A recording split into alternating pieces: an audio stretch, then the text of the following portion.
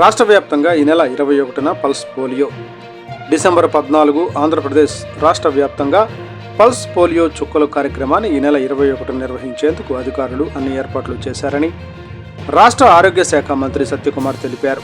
రాష్ట్ర వ్యాప్తంగా 5 ఏళ్లలోపు వయసున్న 54,07,663 మంది పిల్లలకు 38,267 బూతుల్లో పోలియో చుక్కలు వేసేందుకు 61.26 లక్షల డోసులను రాష్ట్రంలోని అన్ని జిల్లాలకు పంపించినట్లు ఓ ప్రకటనలో తెలిపారు. బస్ స్టేషన్లు, రైల్వే స్టేషన్లు, విమానాశ్రయాలు, మేళాలు, బజార్లు, పర్యాటక ప్రదేశాలలో 1140 బూత్లను ఏర్పాటు చేశామన్నారు.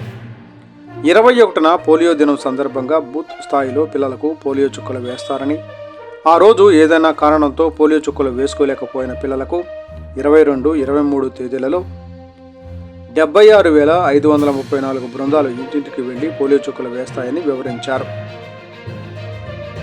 1,704 మంది వైద్యాధికారులు, 39,494 మంది ఇతర సిబ్బంది, 4,206 మంది పర్యవేక్షకులు ఈ కార్యక్రమంలో పాల్గొంటారని తెలిపారు.